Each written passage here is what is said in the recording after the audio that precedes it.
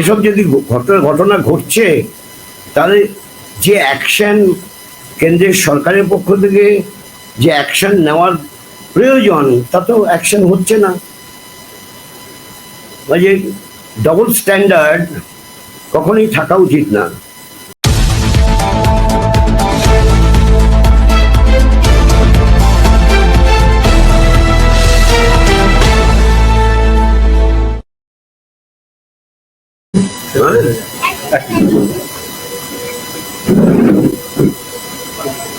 Live করবো তো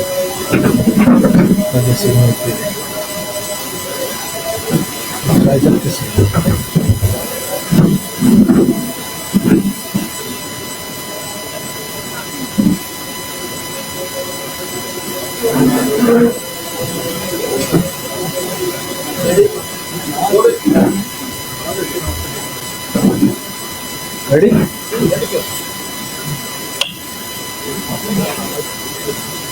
আজকে আমরা রাজ্য বামফ্রন্টের সভা করেছি। আমাদের রাজ্য বামফ্রন্টের সভা থেকে একটা আমার এমনি হিসেবে দ্বিতীয় তালিকা, কিন্তু মাঝখানে একটা প্রেস রিলিজ করেছিলাম একটা আসনকে ঘিরে, কাজেই এটা তৃতীয় তালিকার অন্তর্ভুক্ত হবে। এখন প্রার্থী, আমরা কয়েকটা প্রার্থী ঘোষণা করছি, তারপর বাকি বিষয়টা আসবো। সেটা হচ্ছে Murshidabad CPIM Mohammad Salim, Ranaghat SC CPIM Alokesh Das,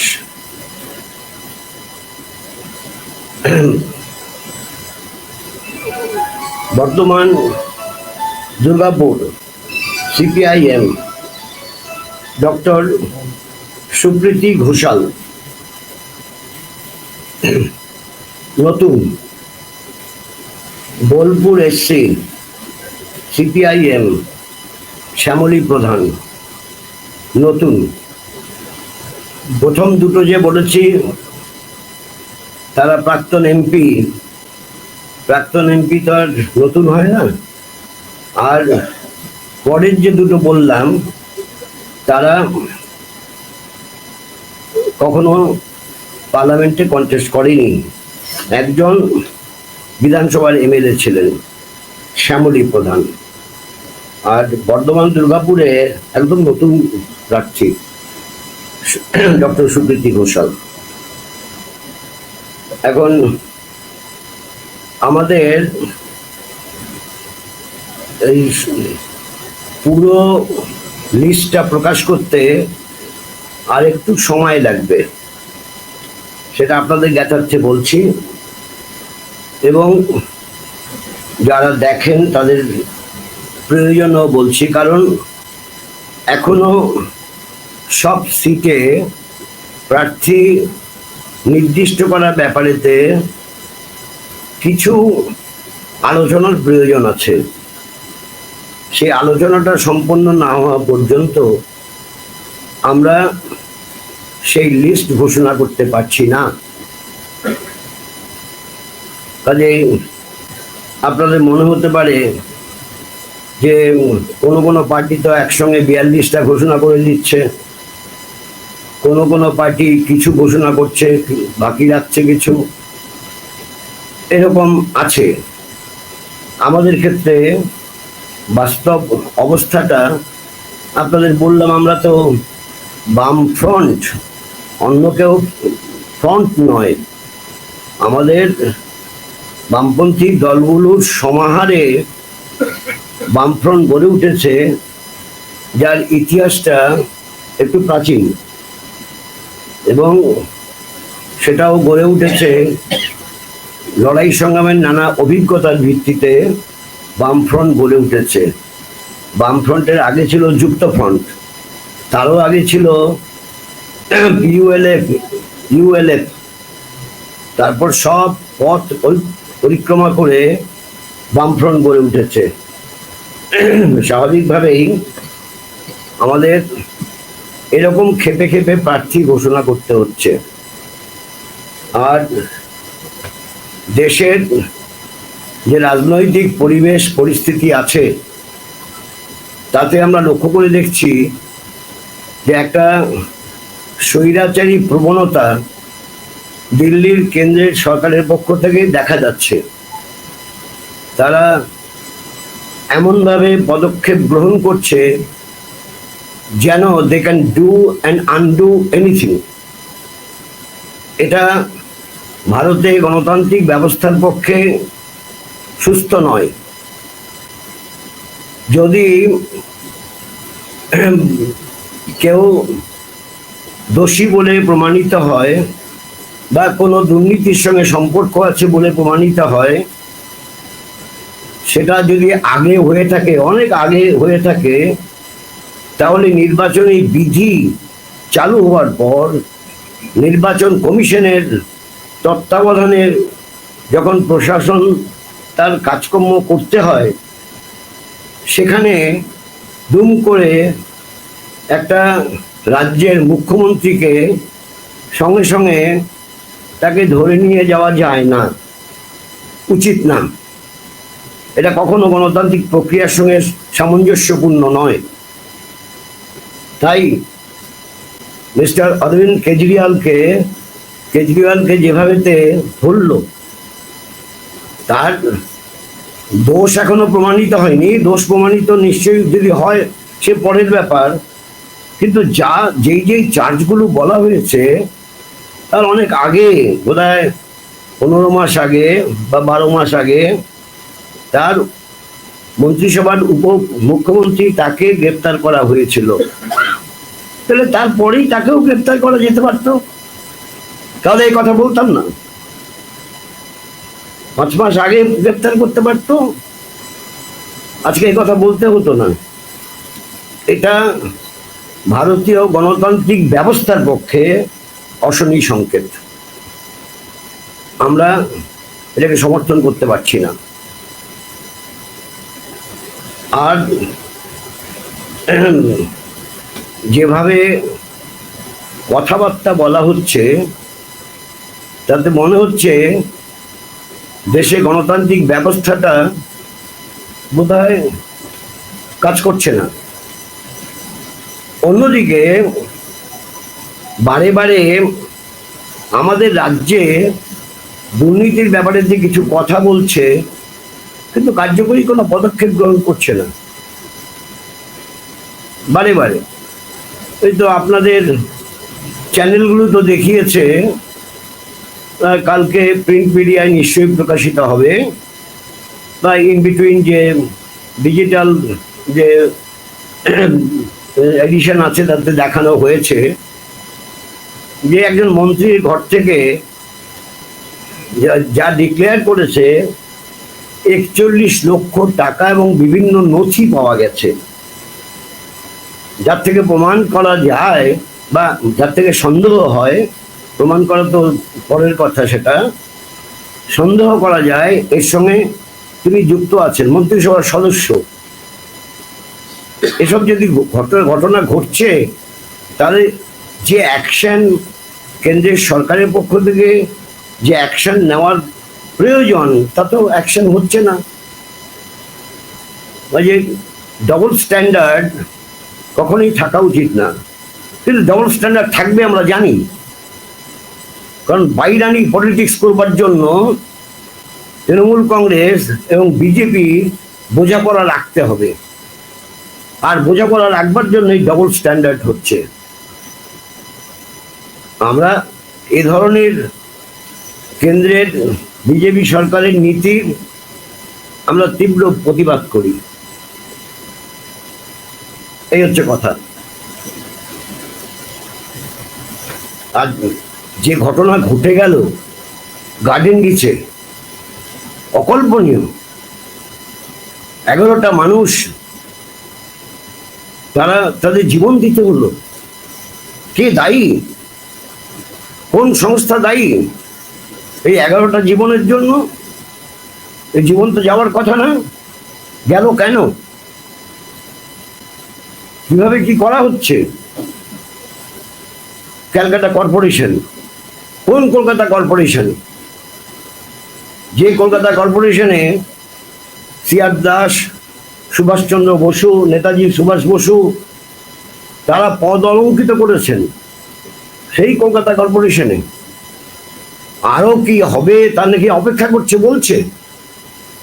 আপনারাই সংবাদ মাধ্যমে দেখাচ্ছেন আরো কি ঘটবে, কে জানে কবে কি ঘটবে। কিন্তু ভয়ঙ্কর ব্যাপার, এগুলো হয় কি করে? পয়সা দিলেই সব কাজ হয়ে যায়? এগুলো দেখা উচিত।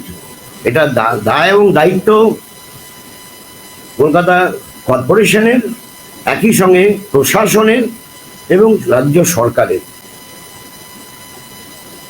এগুলো হেলাফেলা করা উচিত না, মানুষের জীবন নিয়ে এভাবে খেলা উচিত না। আর দ্বিতীয় একটা বিষয়, যে ইলেকট্রাল বন্ড, এই ইলেকট্রাল বন্ড আপনারা দেখেছেন, আজকে অনেক প্রিন্ট মিডিয়াতে তা প্রকাশিত হয়েছে, কালকেও কিছু প্রকাশিত হয়েছে। ইলেকট্রাল বন্ড যারা দিয়েছেন তারা তো কিছু পাওয়ার জন্য দিয়েছেন, এটা একদিকের বিষয়।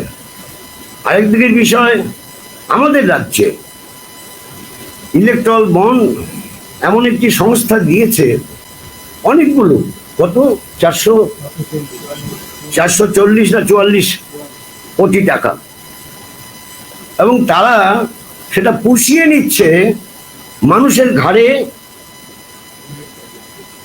বিদ্যুতের চার্জ বাড়িয়ে, সারচার্জটা বাড়িয়ে নিচ্ছে, বাড়িয়ে নিয়ে মানুষের জীবন অতিষ্ঠ করছে, আর ইলেকট্রাল বন্ডের টাকা তৃণমূল কংগ্রেসকে দিচ্ছে।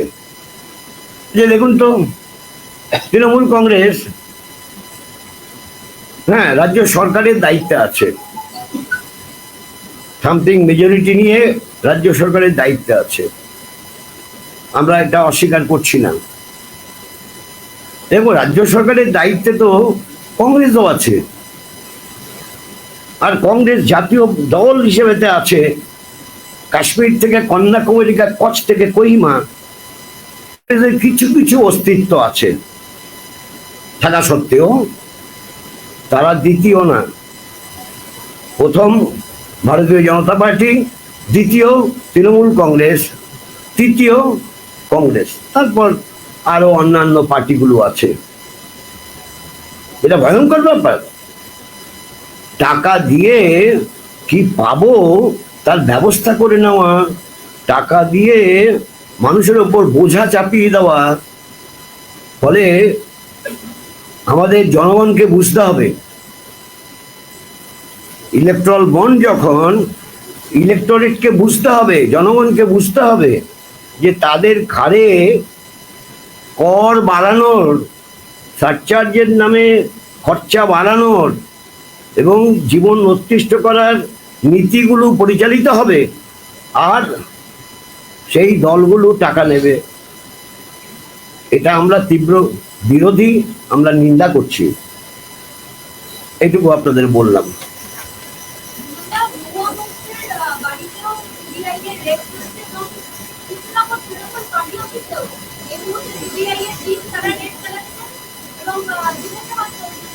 কোথায় কোথায় পার্টি অফিসে?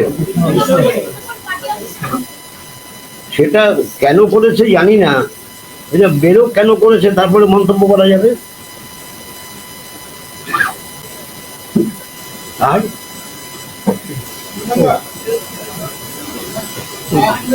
आपने अभी कहा कि अरविंद केजरीवाल की गिरफ्तारी हो गई, वो उचित नहीं है। इलेक्शन के समय में इस तरह की गिरफ्तारी नहीं होनी चाहिए, चुनाव के समय में इस तरह की गिरफ्तारी नहीं होनी चाहिए। केंद्र सरकार डबल स्टैंडर्ड कर रही है, बंगाल में कुछ और और दिल्ली में कुछ और। ये तो पहले हमें बता दिया ना, जो चुनावी जो कानून लागू होने का बाद ऐसा गिरफ्तार करना उचित नहीं है, गलत है। पहले कर सकता था, अभी क्यों? ये तो पहले बता दिया हमने। आज तो रेट चली सीबीआई की, वो मोहित्रा के घर क्या कहे, मंत्री के घर के 40 लाख बरामद हुए हैं, उनको लेकर क्या कहेंगे? देखिए, मंत्री का बारे में मैंने तो बता दिया। ये क्या हो रहा, तमाशा हो रहा। कोई एक मिनिस्टर का घर में 41 लाख रुपीस मिला, ये क्या अकाउंट फॉर है और अकाउंट तो बाहर में है, ये तो देखना पड़ेगा। और दूसरा यह है, महुआ मोहित्रा का घर में और कोई पार्टी दफ्तर में जो रेड किया, वो क्या क्यों किया, क्या हम जानता नहीं है। जो चीज हम जानता नहीं है, इस पर टिप्पणी करना गलत है। ইলেকট্রাল বন্ড নিয়ে কি আপনারা আন্দোলনে নামবেন?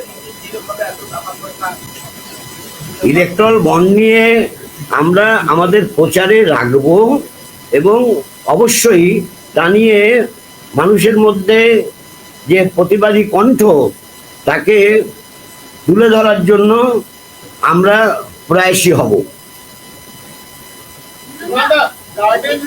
गार्डन की घटना में अब तक 11 लोगों की मौत हुई है। लगातार फिलहाल ये कह रहे हैं कि ये सब वाम मोर्चा सरकार की देन है। उसका ये कल्चर था, वो कल्चर आज भी चल रहा है, इसको रोकने में समय लगेगा। आप सुनिए, आप भी कहते हैं, कैसा कहते हैं हम जनता नहीं है। जो गार्डन लिस्ट पे जो मकान जो तोड़ गया, गिर गया जो मकान, वो हुआ है 2016 में, 2017 में, तो 2011 में वाम मोर्चा सरकार तो चला गया। तो कैसा गलत बात उठाता है, ये आप लोग को समझना पड़ेगा। मतलब पुरुलिया নিয়ে কোনো সিদ্ধান্ত হলো, কারণ পুরুলিয়াতে তো কংগ্রেস তাদের ক্যান্ডিডেটের নাম ঘোষণা করে দিয়েছে নির্বাচন মহারাজ। হ্যাঁ, আর নরেন লেগা বলেছিলেন যে ফরওয়ার্ড ব্লক প্রার্থী দেবে ওখানে। কি হলো? আমাদের আলোচনা হচ্ছে, আলোচনার পরেতে যা বলার নিশ্চয়ই বলবো। আইএসএফ শ্রীরামপুরা প্রার্থী ঘোষণা করেছে, তারপর কি আর বিধানসভার কর্মসূচিতে কোনো আলোচনা করবে না? না, আইএসএফ এর সঙ্গে আমাদের কোনো বোঝাপড়া এখনো হয়নি। যদি আইএসএফ আন্তরিক থাকে বোঝাপড়ার জন্য, তখন যে আলোচনা হয়ে নির্দিষ্ট হবে, নিশ্চয়ই সাংবাদিকদের আমরা জানাবো, আপনার মিডিয়াকেও জানাবো। সীমান্ত আর্থিক তহবিলের ৭০ ধারা কিছু এখতিয়ার বৃদ্ধি করা হয়েছে, যার ফলে কি কি কি কি আর্থিক তহবিলের ৭০ ধারা এখতিয়ার বৃদ্ধি করা হয়েছে, যার ফলে যেকোনো দলের প্রধানকে গ্রেফতার করা যাবে, এই মর্মে সার্ভিস ট্রিবিউনাল গ্রেফতার হয়েছে। রাজ্যের শাসক দলের প্রধান বা রাজ্যের শাসক দলের প্রধান নাকি আর্থিক দুর্নীতির কারণে গ্রেফতার হচ্ছেন, বলতে পারেন? এটা আমি কি করে বলবো? আমার বক্তব্য হচ্ছে যে অরবিন্দ কেজরিওয়ালকে যে গ্রেপ্তারটা করেছে, যেই চার্জের ভিত্তিতে গ্রেপ্তার করেছে, সেই চার্জ অনেক পুরনো, তাকে আগে গ্রেপ্তার করতে পারেনি। অর্থাৎ গণতান্ত্রিক বিধি ব্যবস্থা তাকে তড়তে চাইছে, তাকে ভাঙতে চাইছে। তাই নির্বাচনী বিধি চালু হওয়ার পর মুখ্যমন্ত্রীকে গ্রেপ্তার করাটা, এটা রীতিসম্মত কিনা প্রশ্ন আছে। বাড়িতে ৭২ ঘন্টা ধরে আইটি রেড চলছে। না, কোনো মন্ত্রীর ভাইয়ের বাড়িতে যদি মানে 5 দিন 7 দিন 10 দিন ধরে ইনভেস্টিগেশন হয়, সেটা কি পেলো তা না জেনে মন্তব্য করা যায় না। কিন্তু একটা মন্তব্য করা যায় যে এত রেড হচ্ছে কেন, তাহলে क्या डाल में कुछ काला है?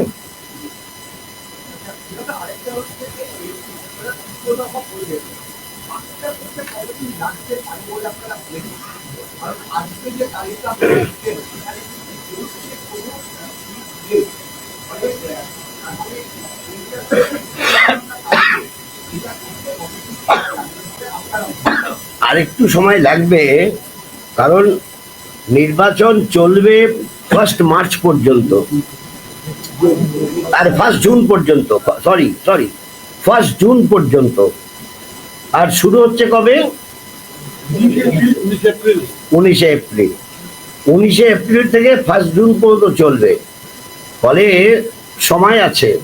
একটা ফেজে নির্বাচন হচ্ছে না, 7টা ফেজে নির্বাচন হচ্ছে।